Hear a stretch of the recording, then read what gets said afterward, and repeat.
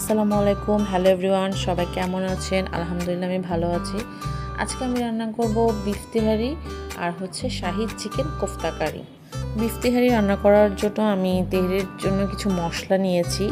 এখানে লং, শাহি জিরা, মিষ্টি জিরা, নর্মাল জিরা, রাঁধুনি, দারচিনি, এলাচ, তারা মশলা, জয়ফলের অর্ধেক আর জয়ত্রী। এগুলোকে শুকনোভাবে ভেজে নেব।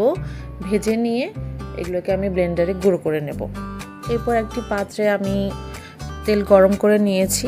তেলটা গরম হয়ে আসলে আমি পেঁয়াজ দিয়ে দিব। পেঁয়াজটাকে আমি একটু বেরেস্তা করে ভেজে নেব। পেঁয়াজ একটু বেরেস্তা হয়ে আসলে আমি এখানে 2 কেজির একটু বেশি গরু মাংস দিয়ে দিব। দিয়ে একটু সামান্য নাড়াচাড়া করে আদা বাটা, রসুন বাটা, জিরা বাটা আর লবণ দিয়ে একটু নাড়াচাড়া করে নেব। এরপর দিয়ে দিব ধনে গুঁড়া। এরপর যে মশলাটা আমি গুঁড়ো করে রেখেছি তার অর্ধেকের বেশি আমি মাংসতে দিয়ে দিব। দিয়ে একটু নাড়াচাড়া করে এরপর আমি দিয়ে দিব টক দই দিয়ে ভালো করে মাংসটাকে একটু নাড়াচাড়া করে দিয়ে ঝালের জন্য আমি এখানে দিয়ে দিব গোলমরিচের গুঁড়ো আর বেশ কয়েকটা কাঁচামরিচ ফালি করে দিব। দিয়ে এরপর ভালোভাবে এটাকে আমি রান্না করে নিব।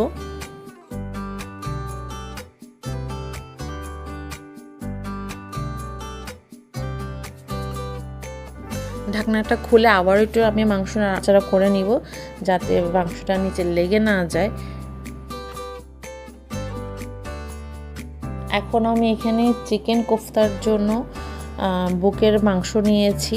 একদম ছোট ছোট করে কেটে আমি নিয়েছি। এখানে আমি ধনে পাতা নিয়েছি, কাঁচামরিচ।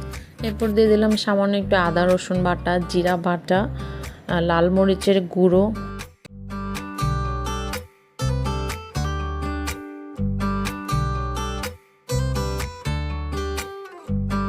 লবণ। আর বিফ তেহারির জন্য যে মশলাটা আমি রেডি করে রেখেছিলাম সেখান থেকে আমি একটু মশলা 2 চা চামচের মতো দিয়ে দিলাম। এরপর 2 পিস পাউরুটি আমি ছোট ছোট টুকরা করে দিয়ে দিলাম। এখানে দিয়ে আমি এটাকে ব্লেন্ডারে ব্লেন্ড করে নেব। এখানে আমার মাংসটা অলমোস্ট রান্না হয়ে গেছে, সেদ্ধ হয়ে গেছে। তো আমি এখানে ছোট ছোট করে আলু কেটে দিয়েছি। এই আলুগুলোকে এখন আমি মাংসের সাথে ভালো করে মিশিয়ে নেব। এরপর একটা ফ্রাই প্যানে তেল গরম করে আমি কোফতাগুলোকে একটু লাল লাল করে ভেজে নেব। দেখতেই পাচ্ছেন আমার কোফতাগুলোর শেপ। আপনারা আপনাদের পছন্দের মতো শেপ করে নেবেন।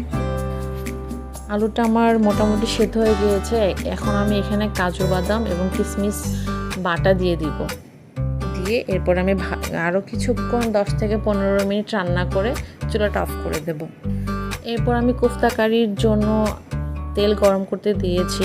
তেল গরম হয়ে আসলে এখানে আমার পেঁয়াজ বাটা, পেঁয়াজের বেরেস্তা বাটা, কাজু বাদাম এবং কিশমিশ বাটা সবগুলোকে একসাথে মিক্স করে আমি একটা মশলা রেডি করেছি। সেই মশলাটা আমি তেলে দিয়ে একটু কষিয়ে নেব।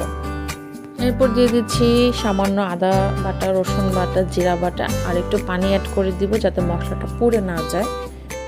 এরপর দিয়ে দিলাম সামান্য একটু ধনে গুঁড়ো, এর লাল মরিচের গুঁড়ো আর একটু লবণ দিয়ে আমি মশলাটাকে একটু ভালো করে পানি দিয়ে কষিয়ে নেব।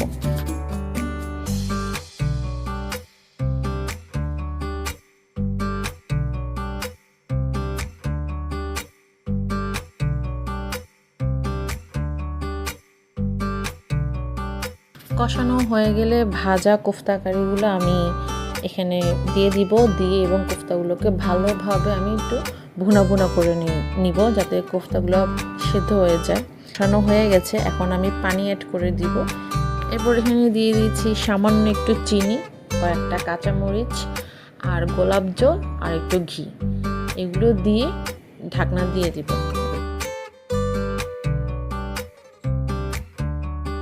এরপর আমি এখানে মাংসগুলোকে মশলার থেকে আলাদা করে উঠাই নিব।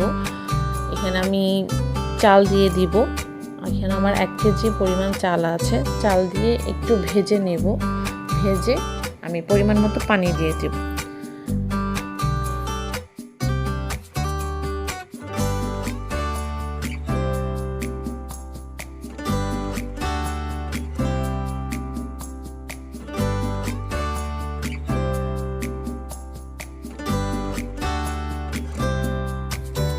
দিয়ে দিব কয়েকটা কাঁচা মরিচ আর গুঁড়ো দুধ আর স্বাদমতো লবণ দিয়ে আমি এখানে ঢাকনা দিয়ে দিব চালের পানি শুকিয়ে আসা পর্যন্ত।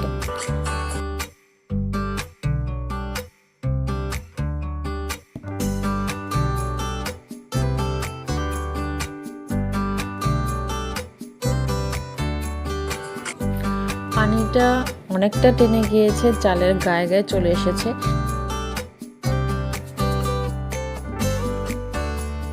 এখন আমি যে মাংসগুলো উঠিয়ে রেখেছিলাম সেই মাংস আলু চালের মধ্যে ঢেলে ভালোভাবে মিক্স করে নেব।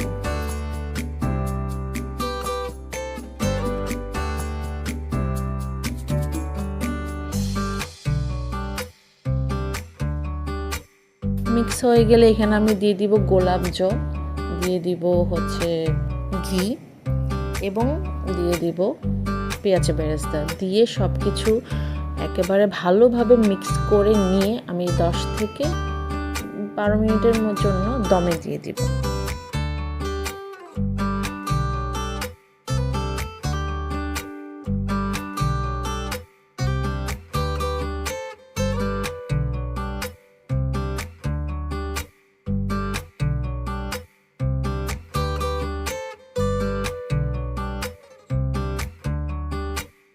এই হচ্ছে আমার বিফ তেহারির ফাইনাল লুকস। আর আমার কোফতা কারিটাও দেখতে পাচ্ছেন, কোফতা কারির লুকসটাও যেমন সুন্দর এসেছে, খেতেও খুব মজা হয়েছে। যদি আমার এই রান্নাটা আজকে আপনাদের ভালো লেগে থাকে অবশ্যই একবার বাসায় ট্রাই করে দেখবেন। আজকের মতো এখানেই বিদায় নিচ্ছি। আল্লাহ হাফিজ।